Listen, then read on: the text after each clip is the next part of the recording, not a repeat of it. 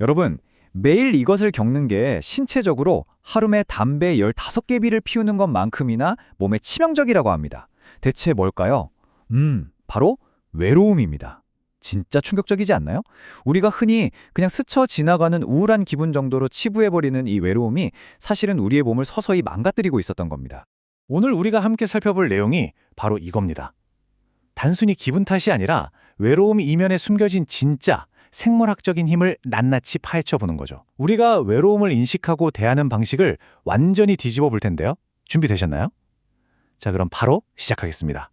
오늘 다룰 핵심 내용들입니다. 첫 번째, 고독의 낙인부터 외로움을 느끼는 뇌, 우정의 침체기, 외롭다는 꼬리표, 다시 생각하기, 그리고 당신만의 사회적 실험실까지 현대사회에 널리 퍼진 이 고질병을 제대로 진단해보고 우리 스스로 돌파구를 찾는 여정을 쫙 한번 훑어보겠습니다. 첫 번째 파트, 고독의 낙인입니다. 사실 우리는 아주 어릴 때부터 알게 모르게 이런 생각을 주입받곤 하죠. 만약 네가 지금 혼자 있다면 너한테 뭔가 근본적인 문제가 있는 거야 라고 말해요. 이게 바로 그 무서운 고독 낙인의 순환을 보여주는 건데요. 혼자 있다는 사실에 대해 스스로 어떻게 생각하느냐가 우리를 부정적인 굴레에 턱 가둬버립니다. 외로우면 그 생각을 계속 곱씹고 사람 만날 일이 생기면 막 최악의 상황부터 상상하잖아요. 가서 또 겉들으면 어떡하지? 이렇게요.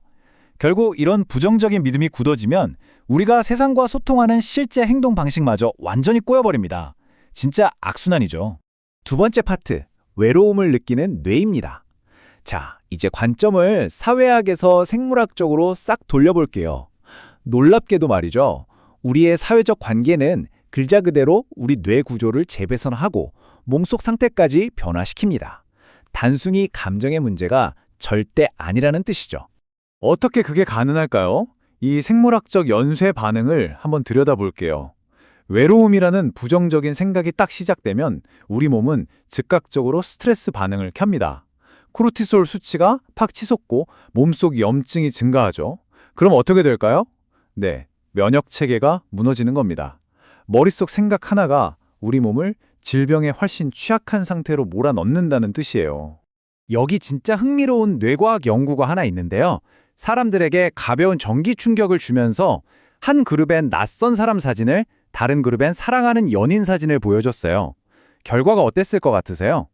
연인 사진을 본 사람들은 두려움도 훨씬 덜 느꼈고 뇌에서 통증을 느끼는 부위의 활동이 뚝 떨어졌습니다. 누군가와 연결되어 있다는 감각 자체가 엄청나게 강력한 진통제 역할을 한 거죠. 이게 왜 중요하냐면 우리 뇌는 타인과의 유대감을 생존을 위한 신체적 안전장치로 받아들인다는 걸 증명하기 때문이에요. 누군가 곁에 있다는 게 곧 내 몸의 평온인 셈이죠. 세 번째 파트, 우정의 침체기입니다. 이제 시야를 좀 넓혀서 사회적 맥락을 살펴볼까요? 다니엘 콕스라는 학자는 지금의 이런 현상을 우정의 침체기라고 불렀어요. 그러니까 여러분이 느끼는 그 외로움이 결코 여러분 혼자만의 잘못이 아니라는 겁니다.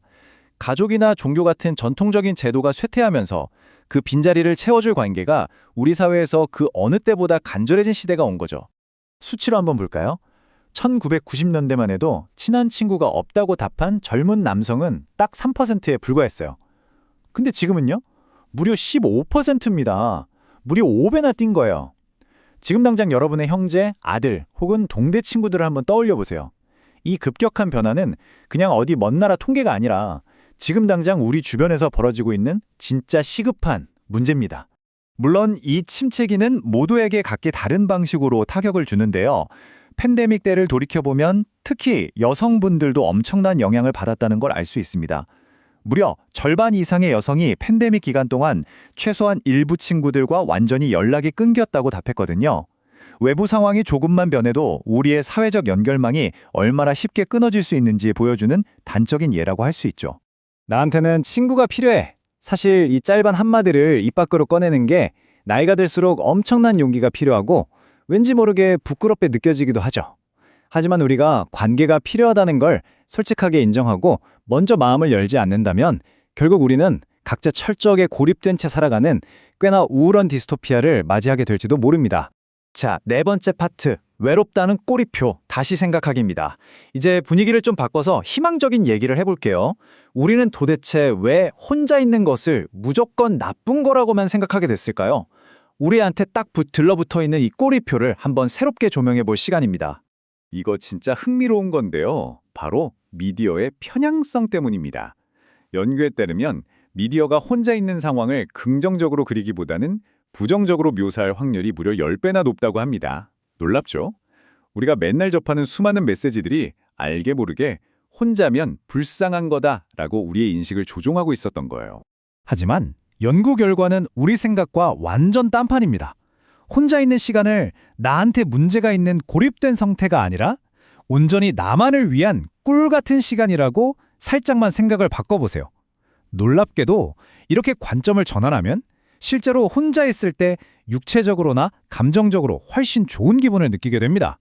창의력을 마음껏 발휘하고 내 생각에 푹 빠질 수 있는 긍정적인 기회로 프레이밍을 바꾸는 거죠. 생각 하나 바꿨을 뿐인데 실제 감정의 변화가 일어나는 겁니다. 그러니까 오늘 이것 하나만은 꼭 기억해 주세요. 외로움을 느낀다고 해서 내 성격에 결함이 있다거나 실패자라는 자책은 지금 당장 멈추셔야 합니다. 외로움은 그냥 데이터예요. 자동차 계기판에 기름 없다고 빨간불 켜지는 거랑 똑같아요. 아, 지금 내가 누군가와의 연결을 좀 필요로 하는구나 하고 알려주는 아주 유용한 알림창인 거죠. 이렇게 감정을 정보로 받아들일 때 우리는 그 감정에 압도되지 않고 다음 행동을 지혜롭게 선택할 수 있습니다. 마지막 5번째 파트, 당신만의 사회적 실험실입니다.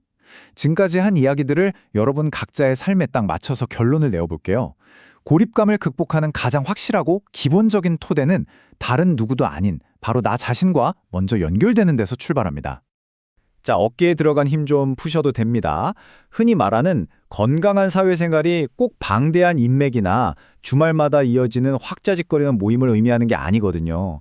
나한테 딱 맞는 최적의 사회적 건강은 지극히 개인적이고 사람마다 다 다릅니다. 내가 원래 교류를 얼마나 자연스럽게 즐기는지, 또 어떤 종류의 만남에서 진짜 충만함을 얻는지를 기준으로 삼아야 해요. 남들이 정해놓은 잣대에 억지로 맞출 필요 전혀 없다는 뜻입니다. 심리학에 인식의 상자라는 말이 있어요.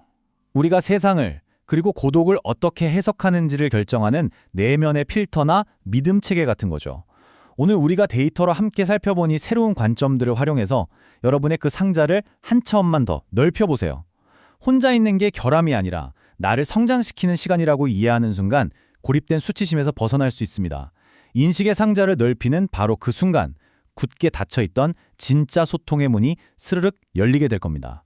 그러니까 이제 혼자라는 사실이나 외로움이라는 감정을 너무 두려워하지 마세요. 대신 내 삶이라는 훌륭한 실험실에서 호기심 가득한 과학자가 되어보는 건 어떨까요?